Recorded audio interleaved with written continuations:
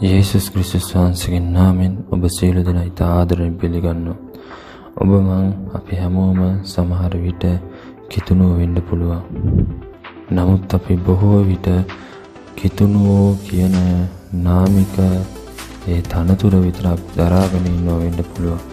නමුත් මම අද ඔබට කියන්න කැමතියි. කිතුණුවෝ කියන්නේ නාමික තනතුරක් නෙමෙයි.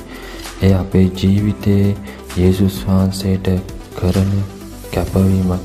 එහෙම නැත්නම් උන්වහන්සේ අපි තුල ඉන්න බව අන් අය දකින්න ඕනේ. ඒක තමයි කිතුණු ජීවිතයෙන් බලාපොරොත්තු වෙන එකම. අද බොහෝ කිතුණුකම ලෝකයට ගොස් ඇත. ලෝකයේ කිතුණුකම තුලට රිංගා ඇත. මම ඔබට කියන්න කැමතියි මේ දවසේ අපි පොඩ්ඩක් හිතලා බලමු. අපි අපේ සභාව කොච්චර දුරට අපි යන සභාව අපිට කොච්චර හොඳ ඉගැන්වීම් කරනවද, කොච්චර දේවල් අපිට කියනවද, කොච්චර හොඳ පාලකවරු අපිව නඩත්තු කරනවා. නමුත් අපේ කිතුණුකම අපේ ඇඳුමෙන්, අපි පැළඳුමෙන්, අපේ කතාවෙන්, අපේ හැසිරීමෙන් අපි විනාශ කරනවා. සභාවත් අපි අපවිත්‍ර කරනවා. නමුත් යේසුස් වහන්සේ වගේ ජීවිතයක් නෙවෙයි ඔබෙන් මගෙන් බලාපොරොත්තු වෙන්නේ. අද නිකන් කල්පනා කරලා බලන්න, අම්මලා කියලා නෑ, තරුණයෝ කියලා නෑ, සභාවට එන්නේ භාගයට ඇඳගෙන එහෙම් පේනවා, මෙහෙම් පේනවා, අතුස්සලා නමස්කාරය කරන්න බෑ, ඉන පේනවා. කොහොමද අපි සභාව තුළ සභාව අපි අපවිත්‍ර කරන අය බවට පත් වෙලා ඉන්නේ? අද වෙනකොට ලෝකයේ සභාව තරුණයට රිංගලා ලෝකයේ දේවල් කරන තරුණයන් බවට පත් වෙලා ඉන්නේ. ලෝකයේ දේවල් කරන අය බවට පත් වෙලා ඉන්නේ. නමුත් බයිබලයේ කියන දේවල් කරන්නේ නැහැ අද සභාව සහ තරුණයෝ.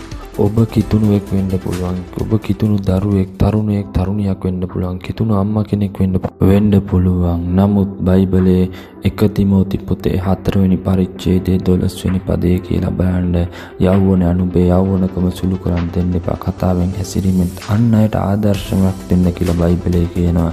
ඔබේ ශරීරයේ දේව මාලිගාවක්. දෙවියන් වහන්සේ බලාපොරොත්තු වෙන ඔබගේ මගේ ශරීරය උන්වහන්සේට සුද්ධ යාගයක් කොට ඔප්පු කිරීම පමණයි.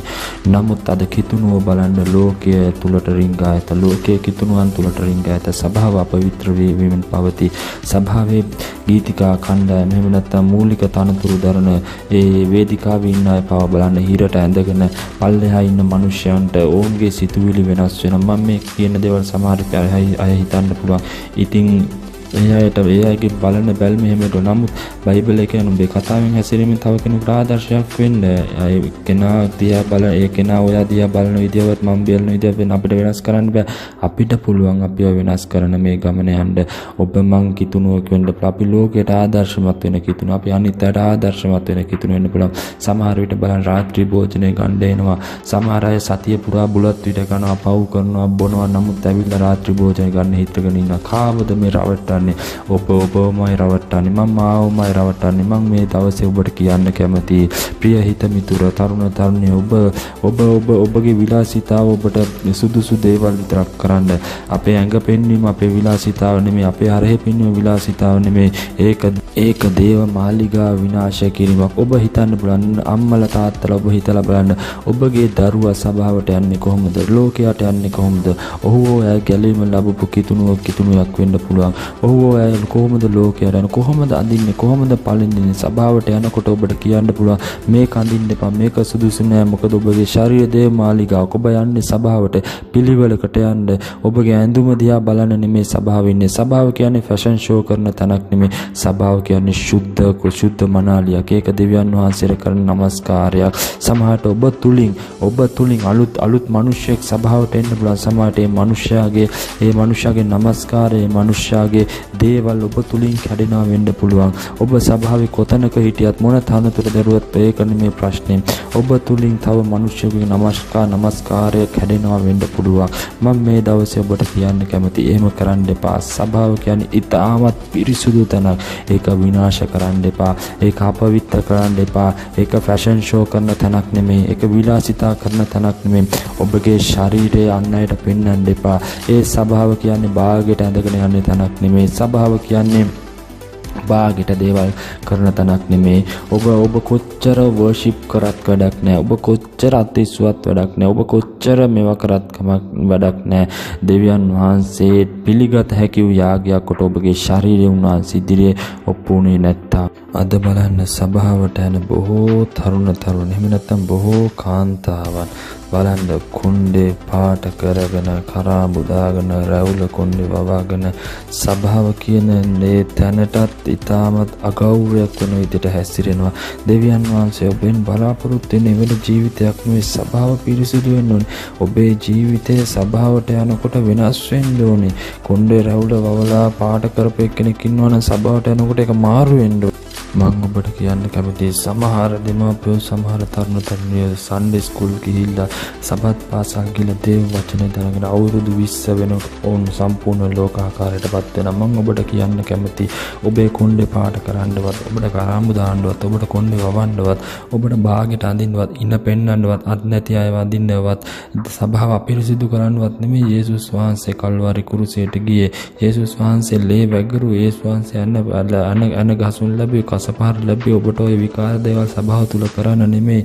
ඔබගේ ශරීරය සුද්ධ කොට පවත්වාගෙන යන්න තමයි උන්වහන්සේ වගේ දෙයක් කරේ. නමුත් අද සභාව ලෝකාකාරයට ගිහිල්ලා ඉවරයි. ප්‍රිය තරුණ හිතවත් තරුණියෝ ඔබට කියන්න පුළුවන් ඉතින් ඔයාට මොකද මම එහෙම කරන්නේ? මම කියන්න කැමතියි ඔබ එහෙම කිව්වත් ඔබගේ ශරීරය දෙවියන් වහන්සේ බලාපොරොත්තු වෙන්නේ සුද්ධ ශරීරයක් උන්වහන්සේ ඉදිරියට පවත්වාගෙන යමයි. බාගෙට අඳින්න ඕනේ නම් උන්වහන්සේ කල්වාරි කුරුසයටපත් වෙන්න ඕනේ නැහැ. ඔබට සභාව අපිරිසිදු කරන්න ඕන නම් උන්වහන්සේ කල්වාරි කුරුසයටපත් වෙන්න ඕනේ නැහැ. ඔබ සභාව පිරිසිදු කරන්නේ උන්වහන්සේ කල්වාරි කුරුසයට ගියේ. අද බලන්න බොහෝ සභාවල් වල මේ වගේ දේවල් කියන්න බෑ. තරුණයන් සභාවට එන්නේ නැහැ. ඇයි ඔවුන්ට ලොකු යේසුස් වහන්සේවත් උන්වහන්සේගේ වචනේ පිළිපැදීමවත් නොව මේ වගේ විකාර දේවල් කරන එක තමයි උන්ට වැදගත් වන්නේ. ඔබ සිතන්න පුළුවන් දෙවියන් වහන්සේ සිතනේ බලන්නේ දෙවියන් වහන්සේ ඉදිරියේ ඔවා පව් නෙමෙයි ඔවා පාපයක් නෙමෙයි. මම කියන්න කැමති ඒවා පාපයක් නෙමෙයි. නමුත් මම දෙවියන් වහන්සේ තුලට ආවිට උන්වහන්සේ බලාපොරොත්තු වෙන්නේ අපේ වෙනසක්. ඒ කියන්නේ අපේ සිත අලුත් කර ගැනීම. අපේ සිත අලුත් වෙනවා කියන්නේ අපේ පිටත මිනිසයා අපි අලුත් වෙනවා. මොකද දෙවියන් වහන්සේ අපේ සිත බැලුවට මිනිසයා බලන්නේ අපේ පිටස්තර රූපේ. අපේ පිටස්තර රූපේ වෙනස්. එම නිසා හොඳට අඳින්න, හොඳට පළඳින්න, තමාගේ ශරීරය බලන්න නෙමෙයි මිනිස්සු සභාවට එන්නේ. තමාගේ ශරීරය බලන්න නෙමෙයි එදා ඒ වචනේ තමාට දෙන්නේ. පිටත මිනිස්සු සමාගේ ශරීරය දකින්න නෙමෙයි ඒ වචනේ දෙන්නේ. ඉතින් තමාට හිතන්න බෑ ඉතින් මොකද මං කොහොම ඇඳගෙන ගියත් කියලා. මම කැමති ඔබට කියන්න බයිබලෙ එහෙම කියලා නෑ. බයිබලෙ කියන්නේ අන් අයට නුඹ ආදර්ශයක් වෙන්න, බලන අයට ආදර්ශයක් වෙන්න. ඔයා මම එහෙම ඇඳ කියලා බලන මිනිස්සයාගේ ඇස් මේ අපිට හිතන්න බෑ. එයාගේ ඇස් වල තෘෂ්ණාව තියෙන හින්දා බැලුවා කියලා නෑ. බයිබලෙ කියන්නේ 1 තිමෝති පොතේ 4 වෙනි පරිච්ඡේදයේ 12 වෙනි පදේ කියන්නේ නුඹ සුළු කරන්න දෙන්න එපා. නුඹ යෞවනකම සුළු කරන්න දෙන්න එපා. නුඹ අන් අයට ආදර්ශයක් වෙන්න. ඔබ බලන කෙනාට ආදර්ශයක් වෙන්න. ඔබ සභාවට හොඳට අඳිනවා පළඳිනවා කියලා ලෝකේ යනකොට බාගෙට ඇඳගෙන යන්න එපා. ඔබේ ශරීරයේ දෙවියන් වහන්සේ වාසය කරන බව අනිත් අය දකින්න ඕනේ. ඔබ බාගෙට ඇඳ කියලා ඔබේ උස්සට අඟලක්වත් වැඩි වෙන්නේ නැහැ. ඔබේ මහතට කිලෝ ගානක්වත් එකතු වෙන්නේ නැහැ. ඒ නිසා ආදරණීය අම්මේ තරුණියනි ඔබේ ශරීරය උන්වහන්සේ ඉදිරියේ යාගයක් කොට ජීවමාන යාගයක් කොට ඔප්පු කරන්න. උන්වහන්සේ ඔබ තුලින් අන් අය දකින්න ඕනේ. අන් අය ඔබ සුළු කරන්න හොඳ නැහැ. අන් අයට ආදර්ශවත් ජීවත් වෙන්න අන් අය දකින්න ඕනේ. යේසුස් වහන්සේ ඔබ උදෙසා මා උදෙසා කල්වාරි කුරුසෙට ගියේ කුමකටද? ඔබට බාගෙට අඳින්නවත් අන් අයට ඔබේ ශරීරය පෙන්වන්නවත් අන් අයට ඔබේ විලාසිතාව දකින්නවත් ඔබේ ශරීරය පිරිසුදු කරගන්න. ඒ නිසා තරුණ දෙමාපියනි මේක ඔබ හොඳට මතක සභාව පිරිසුදු කරන්න පා. සභාව කියන්නේ උන්වහන්සේගේ පිරිසුදුම ඒක පූජනීය ස්ථානයක්. ඒක අපිරිසුදු කරන්න එපා. ඔබත් අපිරිසුදු වෙන්න එපා. හොඳට අඳින්න, හොඳට යන්න. ඔබගේ ජීවිතය වෙනස් කරගන්න. ලෝකාකාරයෙන් මේ ස්වාමින් වහන්සේ තුලට ආවට පස්සේ ඔබ බයිබලයේ කුමක්ද කියලා තියෙන්නේ ඒ විදියට වෙනස් කරගන්න. ඔබ සියලු දෙනාට ජේසුස් පිටයි.